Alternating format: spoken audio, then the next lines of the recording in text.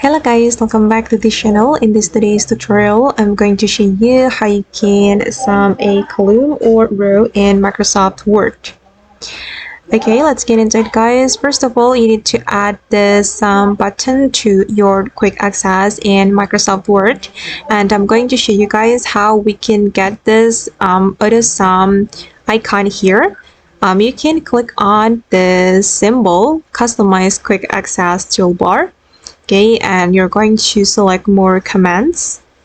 Okay, and in this menu, you're going to change it to all commands. And then you're going to scroll down until you find the sum command.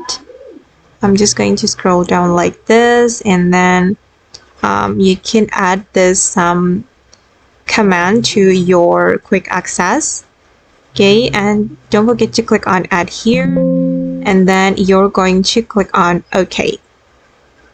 And after that, this button will appear on the quick access toolbar. And then if you want to sum, you just need to click on this icon.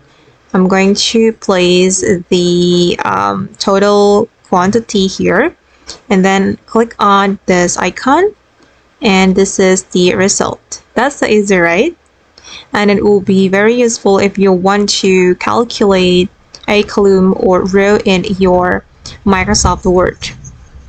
Okay guys, and that's all the tutorial for today. I hope this video will be useful for you. Thank you so much for watching, and bye!